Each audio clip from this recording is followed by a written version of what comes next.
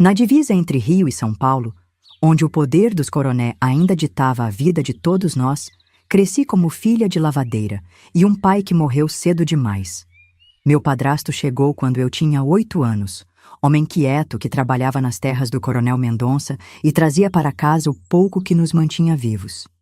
O sino da igreja tocou 7 vezes naquela quinta-feira santa de 1927. Eu estava no quintal de casa, estendendo os lençóis que minha mãe havia acabado de lavar para a família do Coronel Mendonça. Lembro do cheiro de sabão de cinzas que impregnava minhas mãos e de como o vento teimava em balançar os panos brancos, quase como se quisesse me avisar que algo estava para mudar. Feche os olhos por um instante. Sinta o cheiro da terra úmida depois da chuva que caíra na madrugada.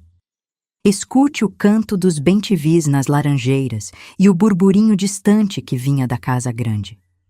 Imagine as mãos de uma menina de 14 anos, com unhas curtas e dedos já calejados de tanto ajudar a mãe na lida, tremendo levemente sem saber o porquê. Foi nesse dia que minha infância morreu. Meu nome é Eulália Santos. Hoje, tenho mais de 90 anos. Mas as lembranças daqueles dias ainda estão tão vivas em mim quanto o reflexo do sol na água do rio Paraíba, que separa os estados do Rio e São Paulo, e que também separou minha vida em antes e depois. Nasci filha de lavadeira. Cresci com o cansaço de minha mãe, embalando minhas noites e o cheiro de sabão como perfume dos meus dias. Meu pai, homem bom que trabalhava no corte da cana, morreu quando eu tinha apenas 5 anos, levado por uma febre que consumiu seu corpo em menos de uma semana. Restamos eu, minha mãe e minha irmãzinha Maria, que nasceu poucos meses depois da morte dele. Por 3 anos, vivemos só nós 3, até que minha mãe conheceu Joaquim, um homem calado e de poucas palavras que trabalhava nas terras do coronel. Ele entrou em nossas vidas como quem não quer nada e logo estava morando em nosso casebre, dividindo nossa miséria e trazendo para casa o pouco que ganhava nas lavouras da fazenda. Nunca o chamei de pai. Para mim, sempre foi seu Joaquim, o homem que minha mãe escolheu para não morrermos de fome. Nunca me maltratou, é verdade, mas também nunca me olhou como filha. E naquele dia de Quinta-feira Santa, eu entenderia o porquê. Nossa casa ficava nos fundos das terras do Coronel Mendonça, um homem que todos diziam ter mais poder que o próprio presidente da República naquela região. Dono de grandes plantações de café e criações de gado, sua palavra era lei, e seu olhar era temido por todos os trabalhadores das terras. O coronel tinha 2 filhos, Augusto, o mais velho, que estava estudando na capital havia 4 anos, e Teodoro, o caçula, ainda menino de 10 anos. A esposa do coronel, Dona Elisa, mulher pálida e de olhos sempre baixos, raramente era vista fora da casa grande. Comentavam em sussurros que o coronel a mantinha quase em cativeiro, por ciúmes ou maldade. Nunca se soube ao certo.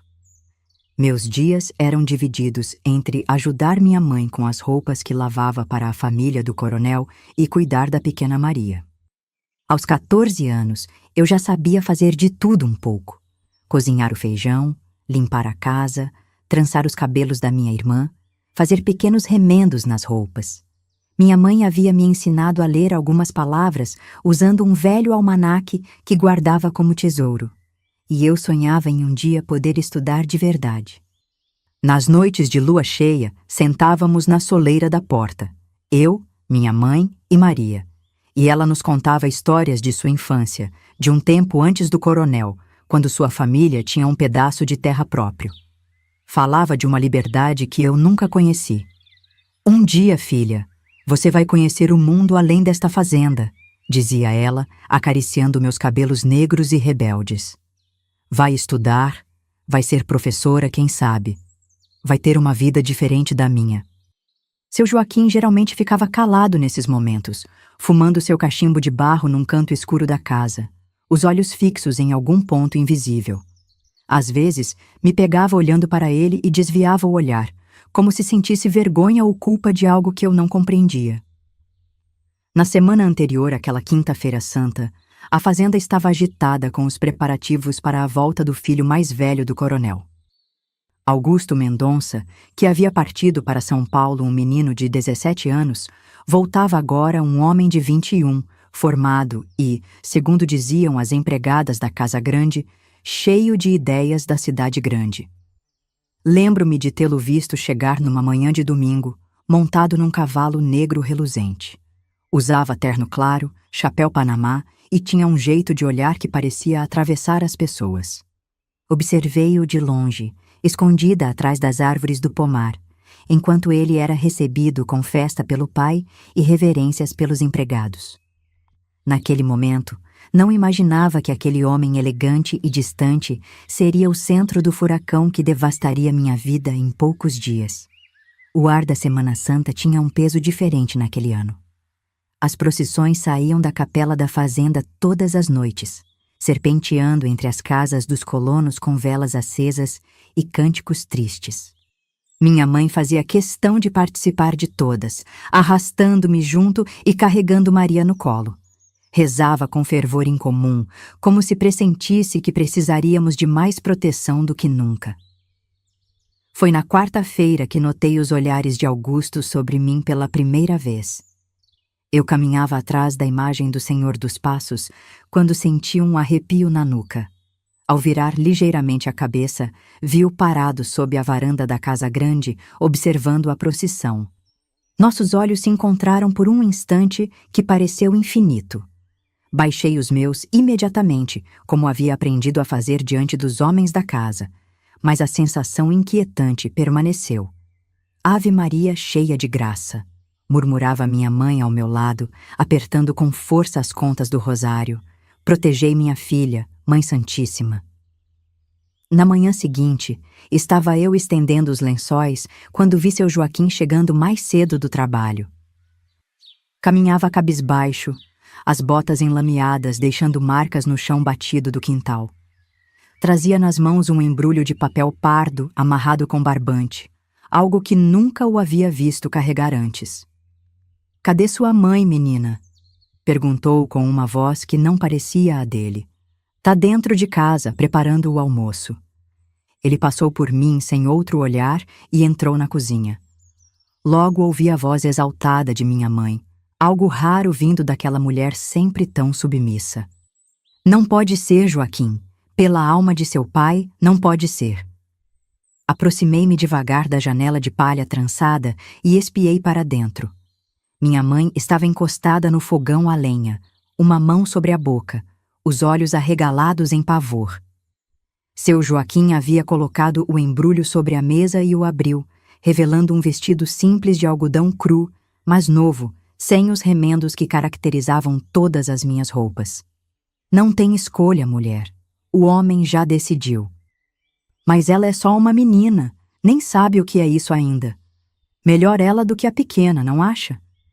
Vi minha mãe empalidecer de repente como se tivesse levado um tapa. Seus olhos marearam e ela olhou instintivamente para Maria, que brincava com uma boneca de pano no canto da cozinha. Santa Mãe de Deus! Ele não faria isso com uma criança de 7 anos. O coronel faz o que bem entende nas suas terras. Você sabe disso. Naquele momento, minha irmã percebeu minha presença na janela e sorriu para mim, mostrando a boneca que eu mesma havia feito para ela. Retribuí o sorriso automaticamente, enquanto um frio estranho se espalhava por meu corpo. "Amanhã de manhã, bem cedo, você vai levá-la para a Casa Grande", continuou seu Joaquim, agora falando tão baixo que mal consegui ouvir. O moço Augusto pediu uma mocinha para cuidar dos aposentos dele. O coronel achou que Eulália serve. "Serve para quê, homem de Deus?" Minha mãe sabia a resposta. Eu podia ver em seu rosto. E, de repente, eu também soube, mesmo sem entender completamente. As histórias sussurradas entre as mulheres quando lavavam roupa no rio, os olhares de piedade para certas meninas que eram chamadas para trabalhar na Casa Grande, o silêncio que caía quando perguntávamos sobre elas depois. Afastei-me da janela e voltei para os lençóis. Minhas mãos tremiam tanto que mal conseguia prendê-los no varal.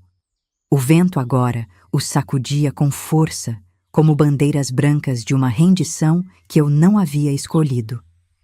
A Semana Santa celebrava o sacrifício de Cristo. Naquele ano, eu descobriria o significado real daquela palavra. Na madrugada de Sexta-feira Santa, acordei com minha mãe sentada na beirada da esteira onde eu dormia. Seus olhos estavam vermelhos e inchados como nunca os tinha visto antes. Fora da janela, o céu ainda estava escuro, pontilhado de estrelas, como se o mundo inteiro continuasse em paz enquanto o meu desabava. Filha, precisa se levantar agora. A voz dela era um fio trêmulo no escuro. Ao lado dela já havia uma bacia com água morna e um pedaço de sabão, o mesmo que usávamos para lavar as roupas da casa grande. Obedeci sem dizer nada. Havia um nó em minha garganta que não me deixava falar. Ela me ajudou a me lavar, esfregando minhas costas e braços com uma delicadeza dolorosa, como se estivesse me tocando pela última vez. Em seguida, puxou o vestido novo que seu Joaquim havia trazido. Levante os braços. O tecido deslizou pelo meu corpo, caindo em dobras organizadas até meus tornozelos. Era simples, mas infinitamente melhor que qualquer roupa que já havia possuído. Um vestido de moça, não de menina. Minha mãe parecia envelhecer a cada segundo enquanto me arrumava. Mãe, consegui finalmente dizer, eu não quero ir. Ela segurou meu rosto entre suas mãos ásperas de tanto trabalho. Escute bem, Eulália. Sua voz era um sussurro urgente. Você vai fazer tudo o que mandarem, sem reclamar. Vai ser obediente e quieta. Quanto menos você chamar atenção, melhor, entendeu? Assenti, sentindo as lágrimas queimarem meus olhos. Por que o seu Joaquim está fazendo isso comigo? Não é ele, filha. É o coronel. Ninguém diz não para o coronel. Mas eu sabia que havia mais. Havia algo nos olhos fugidios de seu Joaquim que me dizia que a decisão passara por ele, de alguma forma. Maria ainda dormia, enrolada como um bichinho em seu canto da esteira, alheia à tempestade que sacudia nossa família.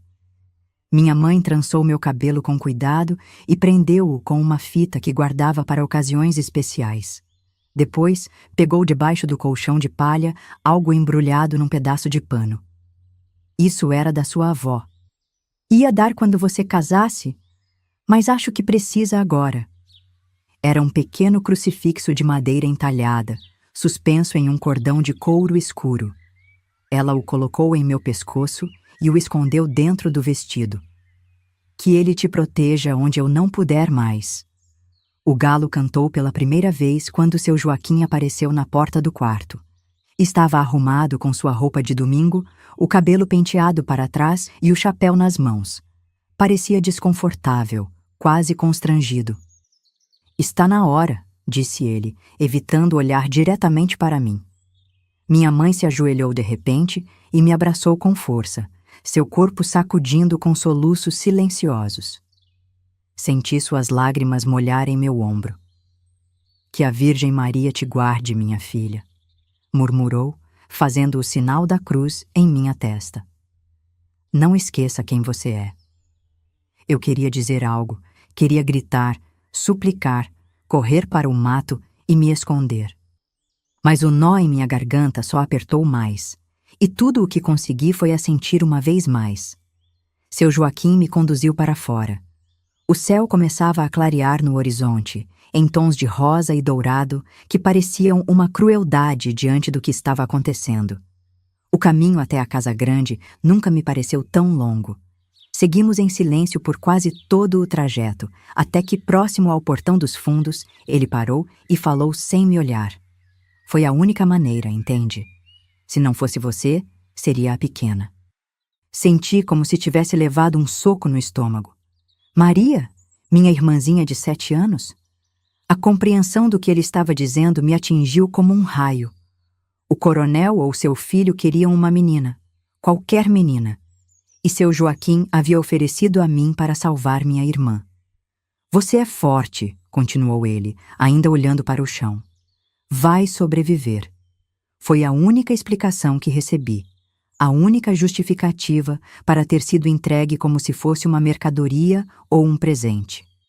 Um sacrifício para aplacar os desejos do filho do coronel. Quando cruzamos o portão dos fundos da casa grande, a cozinheira, Dona Genoveva, nos esperava. Era uma mulher negra, alta e de braços fortes, que eu conhecia de vista das vezes em que levava roupa limpa com minha mãe. Joaquim, ela cumprimentou com um aceno seco de cabeça, antes de se voltar para mim com um olhar que misturava pena e resignação. Vem, menina, vou te mostrar onde vai ficar.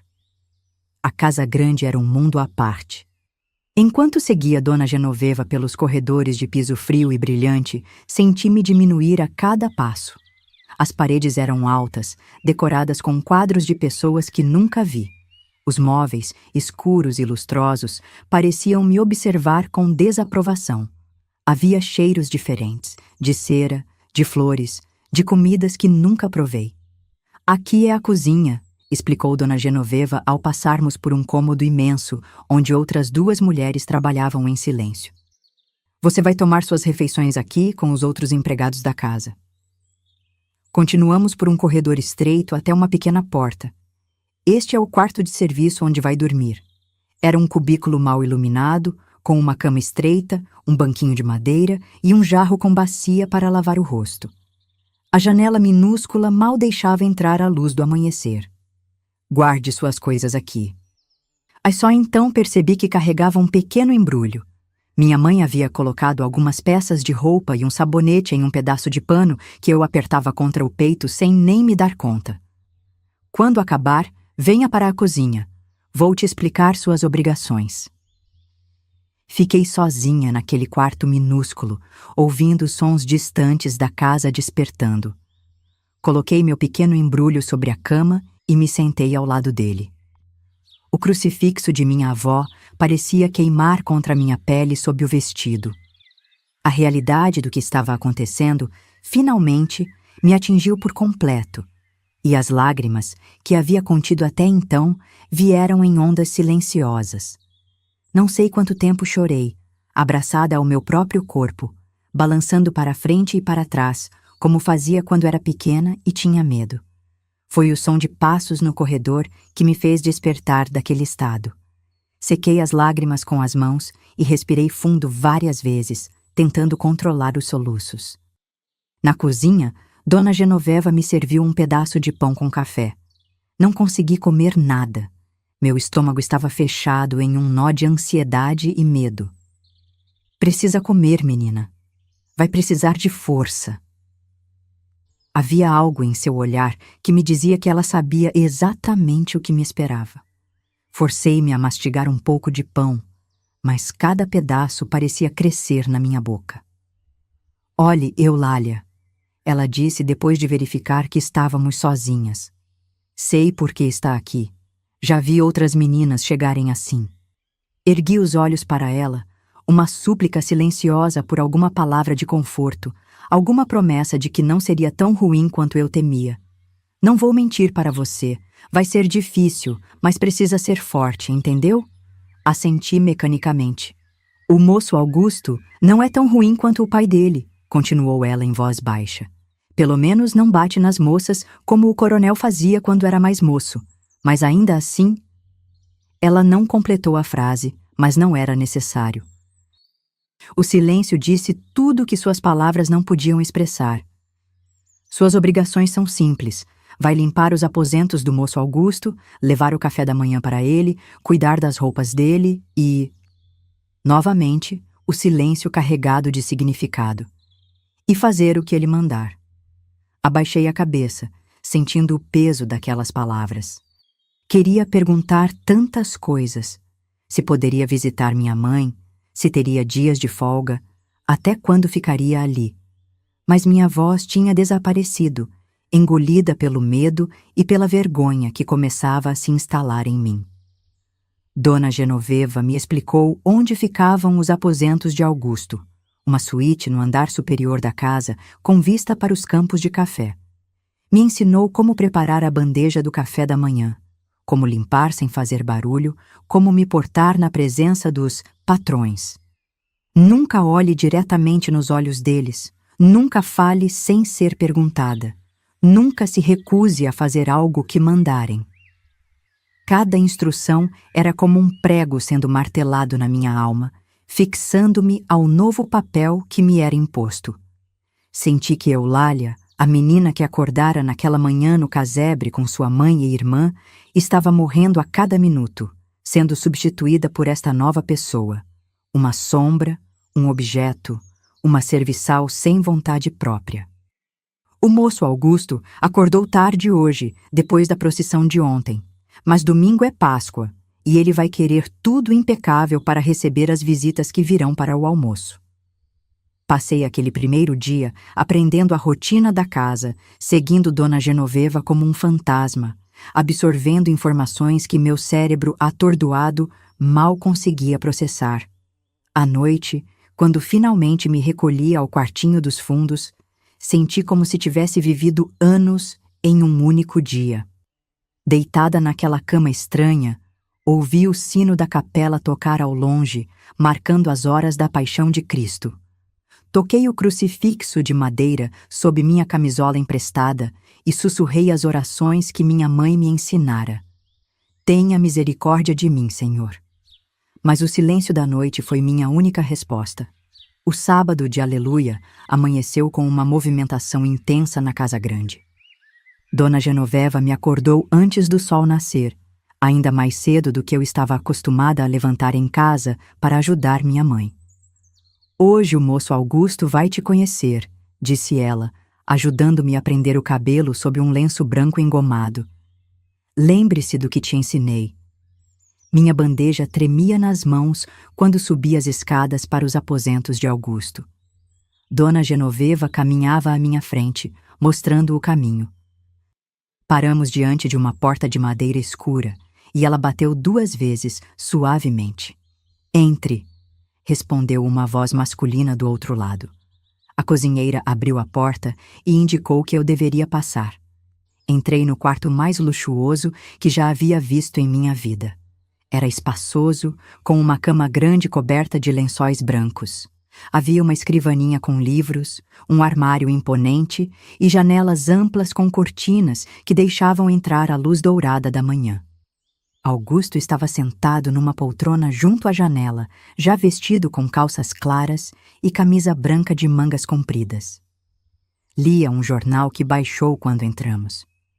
Bom dia, patrão, disse Dona Genoveva com uma pequena reverência.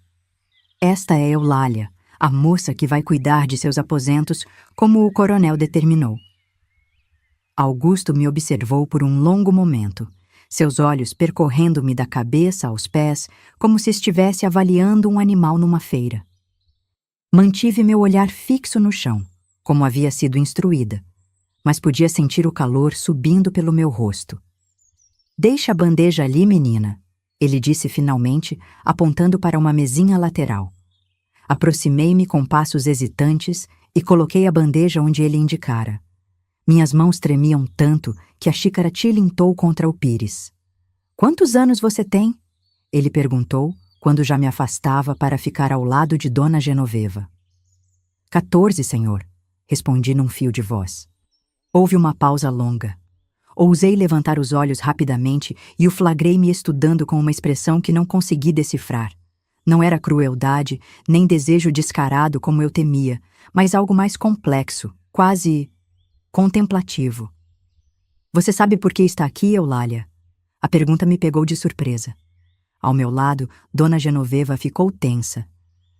Para cuidar de seus aposentos, senhor, respondi, repetindo o que tinha ouvido. Um sorriso quase imperceptível surgiu no canto de seus lábios. Sim, claro, para cuidar dos meus aposentos. Ele fez um gesto com a mão, dispensando-nos. Saímos do quarto, fechando a porta suavemente atrás de nós. No corredor, soltei o ar que nem percebera estar segurando. Foi bem, murmurou Dona Genoveva.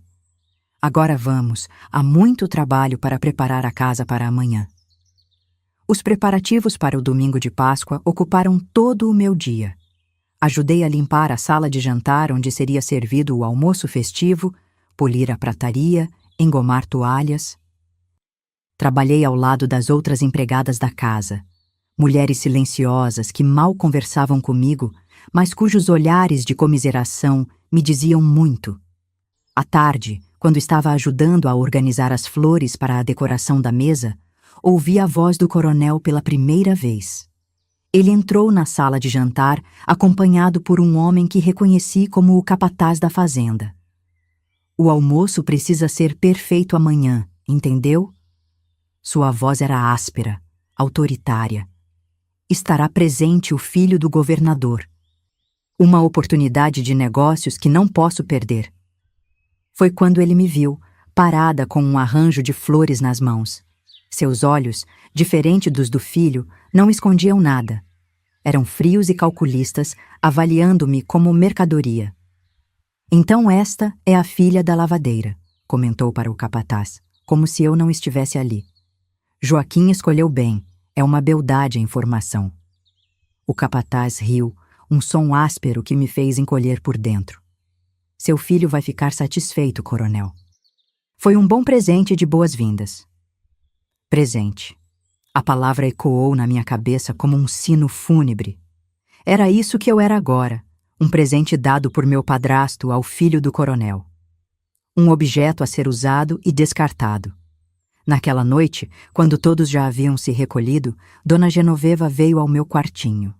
Trazia consigo um embrulho pequeno. Sua mãe veio até a cerca dos fundos, explicou. Não pôde entrar, claro, mas deixou isso para você. Dentro do embrulho havia um pequeno bolo de fubá, meu favorito, e um bilhete mal traçado com a caligrafia irregular de minha mãe, que aprendera a ler e escrever apenas o básico. Filha, rezo por você a cada momento. Seja forte. Com amor, sua mãe. As lágrimas que havia contido durante todo o dia finalmente transbordaram. Dona Genoveva sentou-se ao meu lado na cama estreita e pela primeira vez desde que chegara àquela casa, senti um toque gentil. Sua mão áspera sobre meu ombro. Chore hoje, disse ela.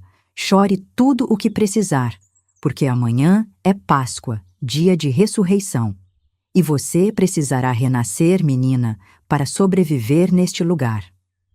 Depois que ela saiu, comi o bolo em pequenos pedaços, saboreando cada migalha como se estivesse absorvendo o amor de minha mãe através daquele gesto.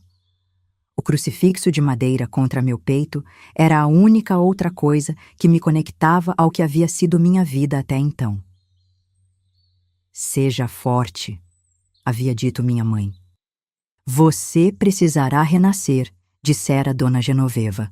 Naquela primeira noite, sozinha no quartinho dos fundos da casa grande, enquanto os sinos anunciavam a vigília pascal ao longe, jurei a mim mesma que sobreviveria, não importava o que acontecesse. Sobreviveria para um dia voltar para minha mãe e irmã. Sobreviveria para um dia ser livre novamente. Mas ainda não sabia o preço que teria que pagar por essa sobrevivência. Os dias na casa grande se transformaram em semanas, e as semanas em meses. Depois daquela primeira noite, Augusto manteve uma distância calculada de mim nos primeiros dias. Observava-me enquanto eu arrumava seus aposentos, fazia perguntas ocasionais sobre minha família, meus conhecimentos. Parecia estar me estudando, como um cientista estuda um espécime raro. Foi na terceira semana que ele finalmente revelou suas verdadeiras intenções. Voltou mais cedo de um encontro com fazendeiros vizinhos, cheirando a conhaque e cigarro. Venha aqui, Eulália, ordenou, sentado na beira da cama que eu acabara de arrumar. Aproximei-me com passos lentos, as mãos trêmulas segurando o espanador como se fosse um escudo. Mais perto, insistiu. Quando estava ao alcance de seu braço, ele puxou-me pela cintura. O espanador caiu no chão com um baque surdo. Sabe por que está realmente aqui, não sabe? Sussurrou, seu hálito quente contra meu rosto. Não é apenas para limpar e arrumar. Fechei os olhos quando seus lábios tocaram meu pescoço. Apertei o crucifixo de madeira através do tecido do vestido, rezando em silêncio enquanto ele tirava minha inocência naquela tarde de maio. À noite, sozinha no quartinho dos fundos, lavei-me furiosamente com água fria, esfregando a pele até ficar vermelha. O choro que me consumiu foi silencioso. Aprendi cedo que até as lágrimas precisavam ser discretas na casa grande. Na manhã seguinte, Dona Genoveva percebeu meus olhos inchados e minha dificuldade em caminhar. "Aceite o que não pode mudar, menina", disse ela enquanto preparávamos o café da manhã. "Muitas antes de você passaram por isso. Algumas foram embora em caixões de madeira por terem resistido demais." Suas palavras, embora duras, continham uma verdade inegável. No mundo em que vivíamos, moças como eu não tinham escolha. Éramos peças de um jogo controlado por homens poderosos, coronéis, fazendeiros, políticos que viam nossas vidas como extensões de suas propriedades. Adaptei-me como pude. Quando Augusto me chamava, ia sem resistência, deixando minha mente vagar para longe, enquanto meu corpo suportava seus avanços. Nos outros momentos, absorvia tudo o que podia daquele novo mundo. Observava as conversas dos ricos à mesa, prestava atenção em como se comportavam, como falavam. À noite, sozinha, praticava a leitura com um velho livro de orações que Dona Genoveva me emprestara escondido. Não tinha permissão para estudar, mas minha fome de conhecimento encontrava frestas para se alimentar. Nos domingos, quando me permitiam algumas horas de folga, encontrava minha mãe no limite da fazenda. Nossos encontros eram breves e temerosos. Ela trazia notícias de Maria, já com quase 8 anos, e pequenos presentes, uma fita para o cabelo, um doce embrulhado em papel. "Estou economizando", confidenciou-me certa vez. "Quando juntar o suficiente, vamos fugir daqui, às 3. Aquela esperança, por mais tênue que fosse, tornou-se minha âncora. Enquanto isso, aprendia a navegar nas águas turbulentas da casa grande, desenvolvendo habilidades de sobrevivência que jamais imaginei precisar. 6 meses após minha chegada à casa grande, encontrei minha primeira oportunidade de mudança. Dona Elisa, a esposa do coronel, adoeceu gravemente. Precisavam de alguém para cuidar dela durante a noite, enquanto sua criada pessoal descansava. "Você sabe ler, não é?" perguntou-me o coronel, parado à porta da cozinha onde eu lavava a louça. "Minha esposa quer que leiam para ela durante a noite." Foi assim que comecei a passar minhas noites no quarto de Dona Elisa, lendo em voz alta romances e versos que mal compreendia. A senhora pálida e frágil raramente falava, apenas indicava com gestos qual livro desejava ouvir. Uma noite, quando pensou que eu havia saído, ouvia conversando com o médico que viera visitá-la. "Aquela menina, a nova criada do Augusto, é filha da lavadeira, não é?" "Sim, senhora", respondeu o médico, um homem idoso de barba branca. "Ele a trata como tratou as outras?" O silêncio que seguiu foi resposta suficiente. "Doutor Silva", continuou ela com voz fraca, "quando eu morrer, prometa que vai ajudá-la. Ela tem inteligência nos olhos." Aquela conversa acendeu uma chama de esperança em meu peito. Enquanto cuidava de Dona Elisa, estava temporariamente livre das visitas noturnas de Augusto. E mais, havia alguém na casa grande que me via como pessoa, não como objeto. Cometi meu primeiro erro grave ao depositar confiança demais nessa nova situação. Uma tarde, encontrei um livro de poesia esquecido no quarto de Dona Elisa e o levei para meu quartinho, ávida por ler mais. Foi surpreendida por Augusto, que entrou sem bater. "O que faz com isso?" perguntou, arrancando o livro das minhas mãos. "Andou roubando coisas de minha mãe?" "Não, senhor, apenas..." gaguejei, aterrorizada. Ela me deixou ler para ela e pensei. O tapa veio rápido e certeiro, fazendo-me cambalear para trás. "Criadas não pensam", rosnou ele, "e certamente não levam coisas que não lhes pertencem." Naquela noite, fui chamada ao escritório do coronel. Augusto havia relatado o roubo. O castigo foi severo, proibida de visitar minha família por 1 mês e transferida da casa principal para trabalhar na lavanderia, onde o trabalho era mais pesado e as condições piores. Ingrata, disse o coronel, observando-me do alto de sua cadeira de couro. Damos-lhe casa, comida, roupas decentes e assim nos agradece? Baixei a cabeça, engolindo a revolta. Na lavanderia, trabalhei ao lado de minha própria mãe, que fingiu não me conhecer especialmente quando os capatazes estavam por perto. Um acordo silencioso para nos proteger de mais retaliações. Paciência, filha, sussurrou ela, enquanto torcíamos lençóis lado a lado. Há momentos para agir e momentos para esperar. Este é um tempo de espera. Aprendi a lição duramente. Qualquer tentativa de melhorar minha situação precisaria ser calculada, paciente, quase invisível. A rebeldia aberta só trazia mais sofrimento. Se quisesse sobreviver e um dia escapar, precisaria ser mais inteligente que meus opressores. Após 2 meses na lavanderia, comecei a tossir sangue. O trabalho constante com água fria e produtos químicos, combinado com a má alimentação e o dormitório úmido das lavadeiras, cobrou seu preço. Uma manhã, desmaiei entre os tanques de roupa. Foi Dona Elisa quem ordenou meu retorno à casa grande. A menina está doente, disse ela ao marido durante o jantar. Eu servia à mesa naquela noite, mal conseguindo ficar de pé. Quero que volte a me servir. O ar da lavanderia está matando-a. O coronel, que raramente contrariava a esposa doente, concordou com um gesto impaciente. Augusto observou a cena com olhos frios, mas nada disse. Assim, retornei ao serviço na casa principal, desta vez como camareira de Dona Elisa. Durante minha recuperação, ela me ensinou a bordar, corrigiu minha leitura, e nas tardes em que estava mais forte, contava histórias de sua própria juventude, de como fora moça da sociedade em São Paulo antes de se casar com o coronel. Sabe por que estou ajudando você, Eulália? Perguntou-me certo dia, enquanto eu ajustava seus travesseiros. Não, senhora.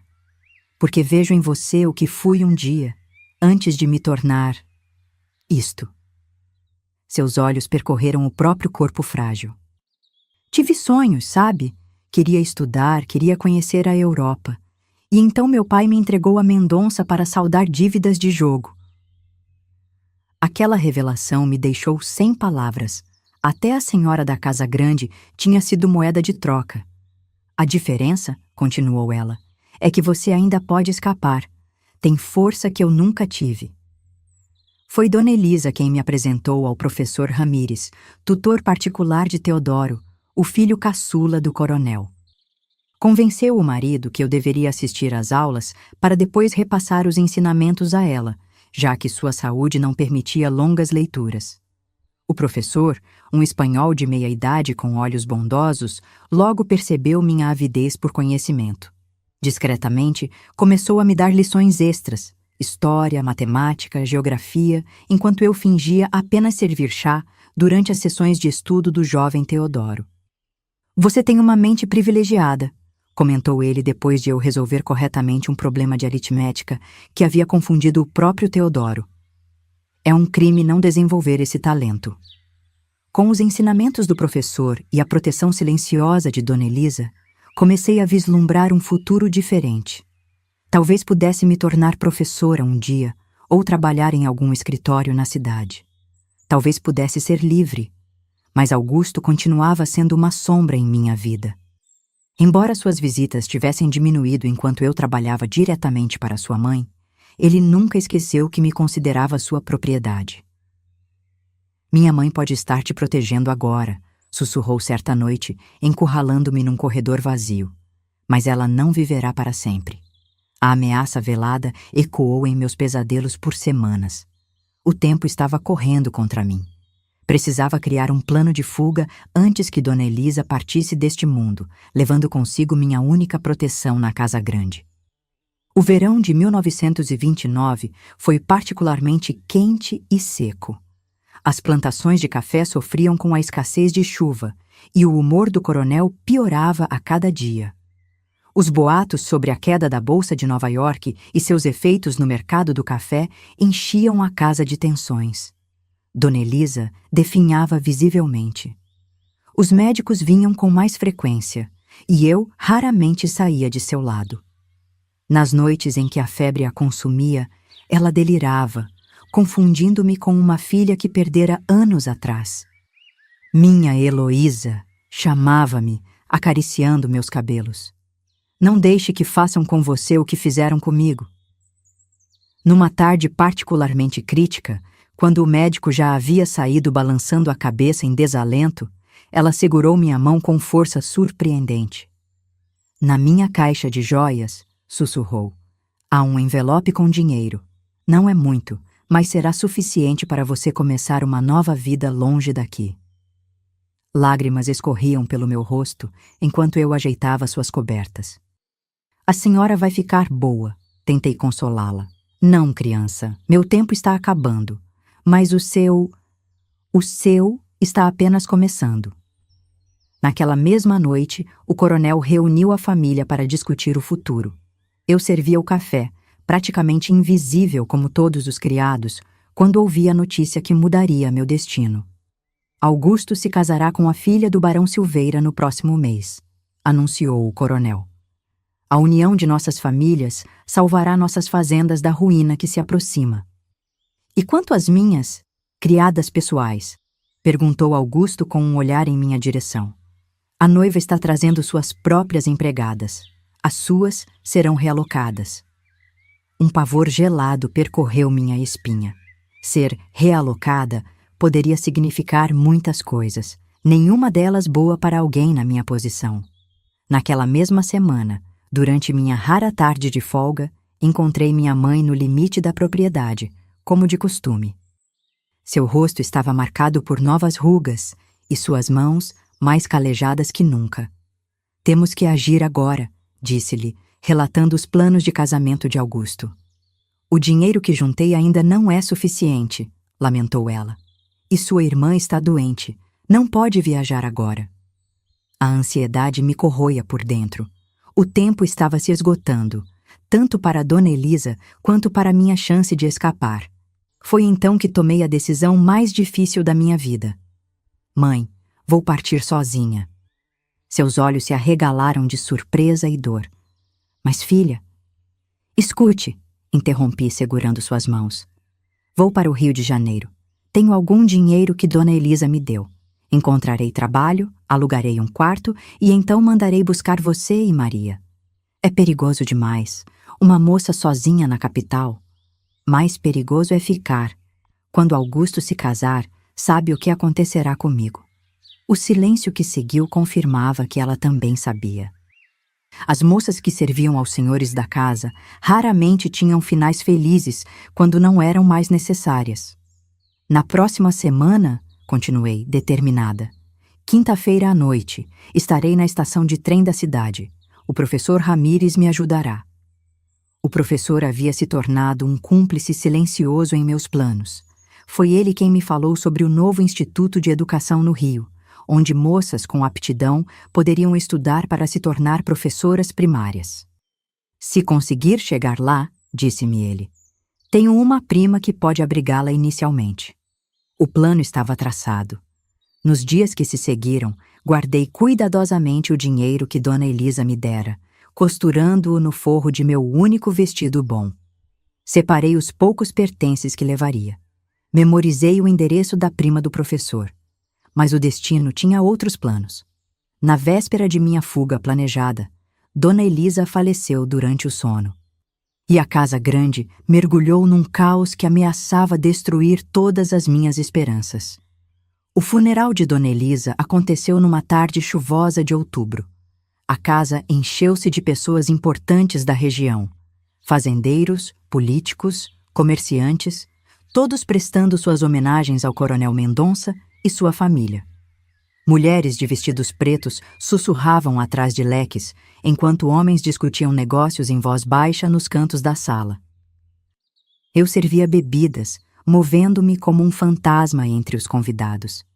Meu coração estava pesado, não apenas pela perda de minha protetora, mas também pelo desmoronamento dos meus planos de fuga. Com a morte de Dona Elisa, todos os empregados da casa estavam sob vigilância constante. Ninguém podia sair sem permissão expressa. Durante a cerimônia, percebi os olhares de Augusto me seguindo pela sala. Havia algo diferente em sua expressão. Não apenas o desejo habitual, mas um ar calculista que me gelou por dentro. Quando consegui um momento a sós na cozinha, Dona Genoveva confirmou meus temores. "O coronel vai te mandar para a fazenda do irmão dele em Minas", sussurrou ela, fingindo me instruir sobre a ordem das bandejas. Ouvi-o comentando com o capataz. "Disse que você era muito próxima de Dona Elisa e poderia trazer lembranças desagradáveis para a casa após o casamento."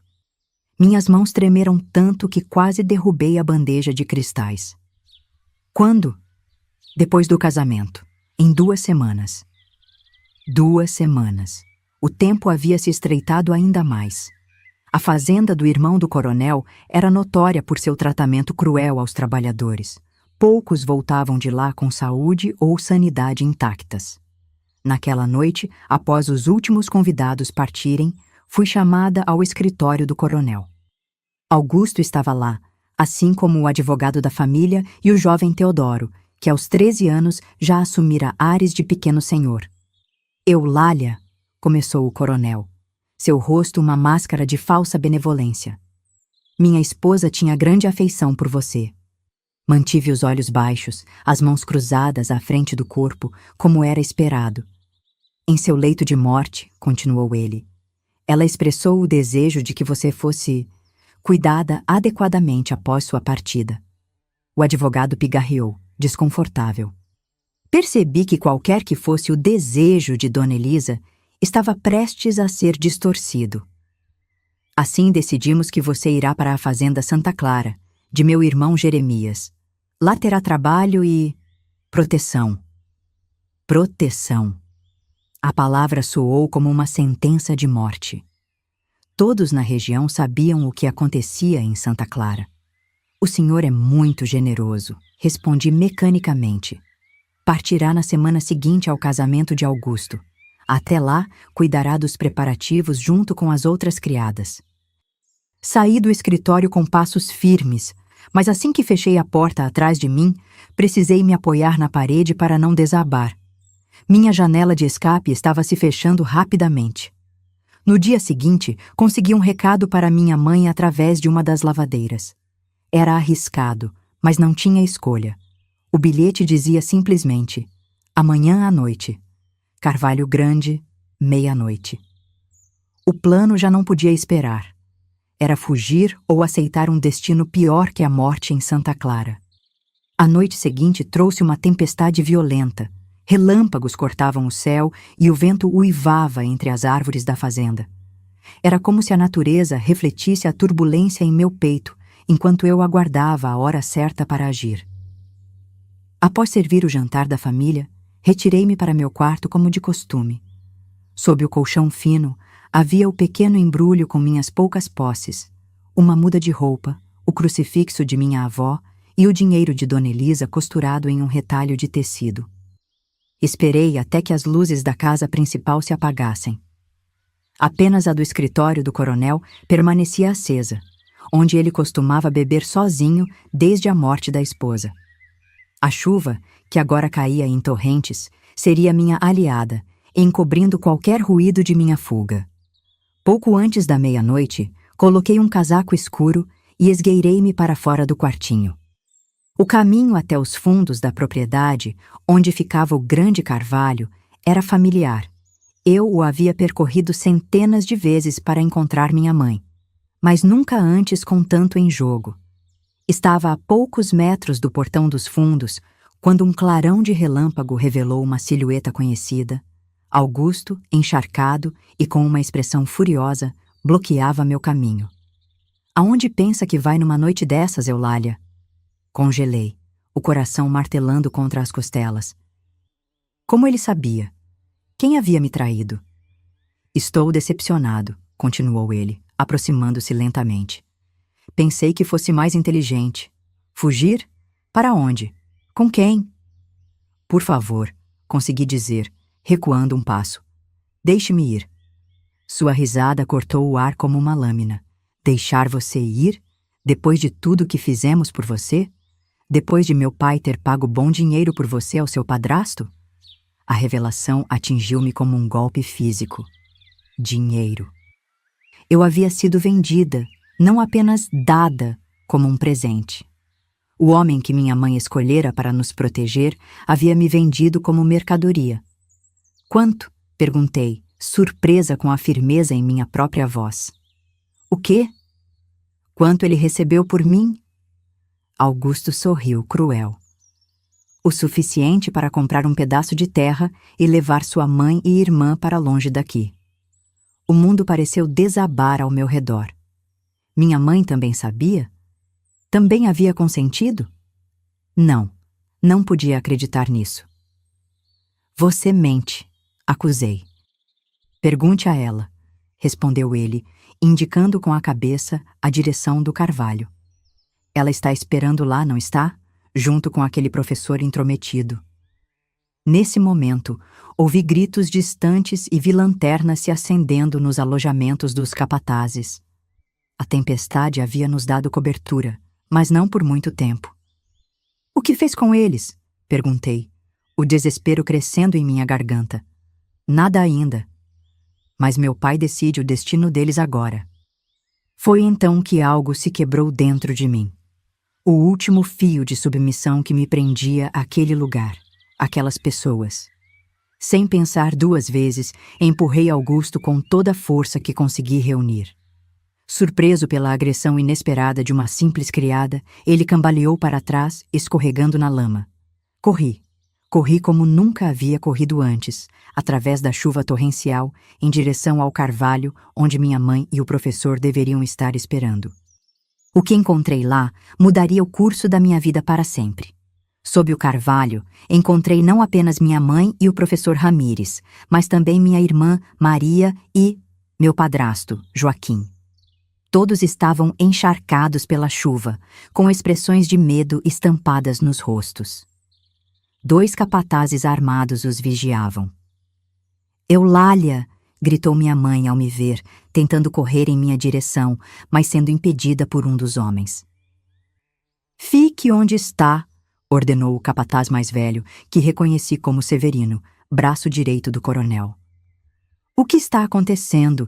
Perguntei, olhando para o professor, que tinha um filete de sangue escorrendo pela têmpora. Uma emboscada, respondeu ele amargo. Alguém contou sobre nossos planos. Meus olhos se voltaram instintivamente para Joaquim, que mantinha o olhar fixo no chão enlameado.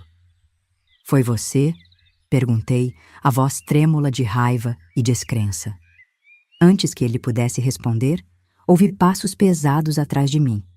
O coronel Mendonça aproximava-se, protegido da chuva por um capataz que segurava um guarda-chuva sobre sua cabeça. Augusto vinha logo atrás, o rosto contorcido em uma expressão de triunfo malévolo. Que cena comovente, comentou o coronel com escárnio. Uma tentativa de fuga familiar, devo admitir que estou decepcionado, Joaquim. Meu padrasto finalmente ergueu os olhos, revelando uma mistura de vergonha e desespero. Coronel, não é o que parece, eu vim impedir. Silêncio! Trovejou o coronel. Você me garantiu que a garota ficaria aqui sem problemas, que sua lealdade estava comigo. E agora, o encontro conspirando com este... Seu olhar voltou-se para o professor Ramírez. Este agitador estrangeiro. Não é verdade, interveio minha mãe. Viemos nos despedir. Eulália estava partindo sozinha. O coronel sorriu, um sorriso frio que não alcançava seus olhos. Uma história muito conveniente. Infelizmente, já ouvi versões diferentes. Foi então que tudo ficou claro para mim. Meu padrasto havia me vendido sim. Mas quando soube que eu seria enviada para Santa Clara após o casamento de Augusto, algo em sua consciência despertou. Ele havia vindo me ajudar a fugir, não me entregar. Por que, Joaquim? Perguntei diretamente a ele. Por que me vendeu para eles? Um silêncio pesado caiu sobre o grupo, quebrado apenas pelo tamborilar da chuva nas folhas do carvalho. Para salvar Maria, respondeu ele finalmente, a voz quase inaudível. O coronel queria uma das filhas de Conceição. Disse que se não fosse você, seria sua irmã. Minha mãe soluçou, cobrindo o rosto com as mãos. Maria, agora com 10 anos, olhava confusa de um adulto para outro, sem compreender plenamente a gravidade da situação. E agora? Perguntei, dirigindo-me ao coronel. O que pretende fazer conosco? Ele me estudou por um longo momento, como se me visse verdadeiramente pela primeira vez. Não como uma criada ou um objeto, mas como um ser humano que ousava desafiá-lo. O professor será expulso da região amanhã cedo, declarou finalmente. Quanto à sua família, ele lançou um olhar para Joaquim e minha mãe. Terão uma semana para deixar minhas terras, sem levar nada além das roupas do corpo. E Eulália?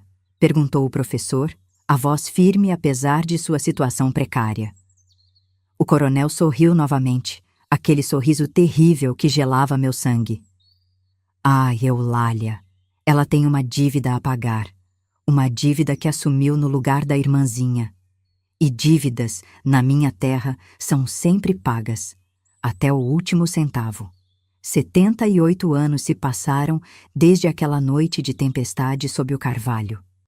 Meus cabelos, antes negros como o café fresco, hoje são brancos como as nuvens que observo da janela da pequena casa onde vivo, próxima à escola rural onde lecionei por 4 décadas.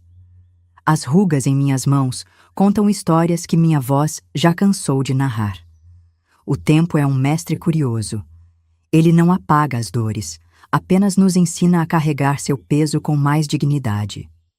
Durante muitos anos, carreguei comigo não apenas as cicatrizes do que vivi na casa grande, mas também o peso do sacrifício que meu padrasto e minha mãe fizeram, a escolha terrível entre 2 filhas, a decisão impossível sobre qual delas poderia ter uma chance de sobreviver. Muitos perguntam como consegui perdoar. A verdade é que o perdão não veio em um único momento revelador. Veio em pequenas doses, ao longo de anos.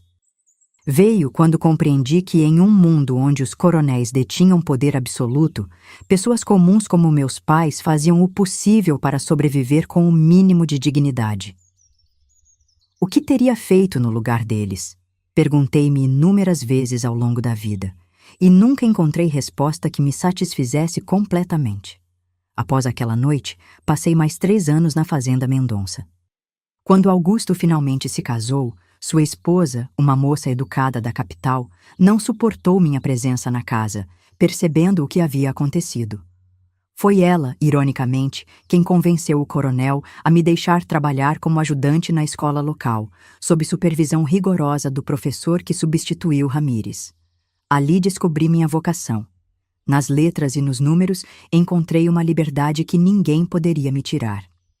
Quando o velho coronel faleceu em 1937 e seu império começou a desmoronar com as mudanças políticas no país, consegui lentamente construir minha autonomia. Minha família viveu em extrema pobreza após a expulsão das terras. Somente anos depois, quando já era professora formada, pude me reunir com eles numa pequena cidade do interior de Minas Gerais. Joaquim, já velho e doente, pediu-me perdão no leito de morte.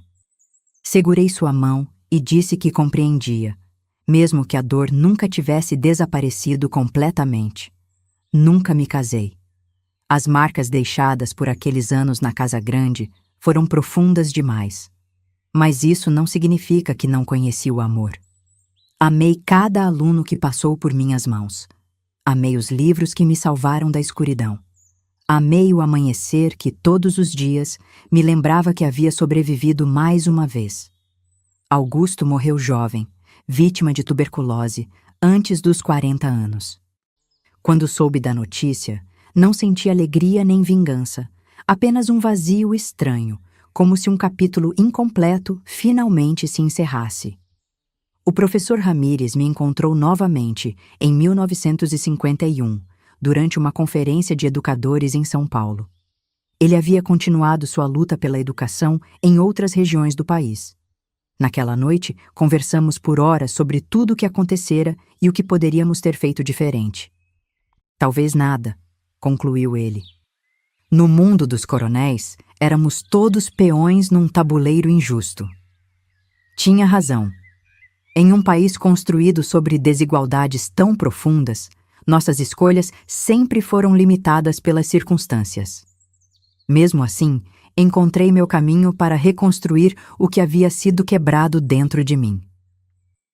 Se pudesse voltar no tempo e falar com aquela menina de 14 anos que estendia lençóis no quintal naquela quinta-feira santa, diria a ela: a dor que você vai enfrentar não será o fim da sua história, mas apenas seu começo.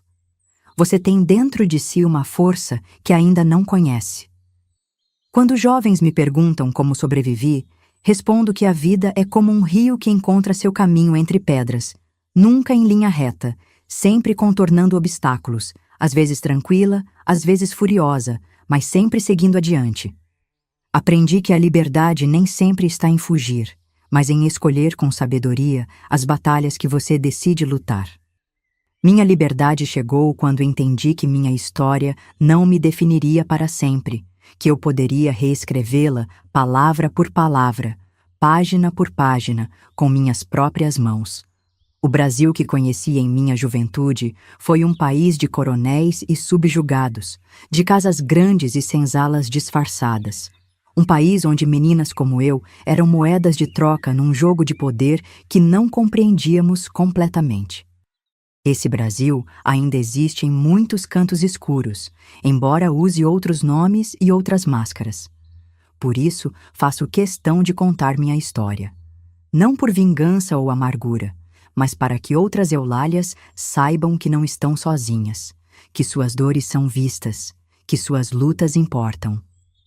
A cada aluna que ensinei a ler, entreguei junto com as letras uma pequena chave de libertação. A cada jovem que ajudei a entender os números, ofereci instrumentos para construir seus próprios caminhos.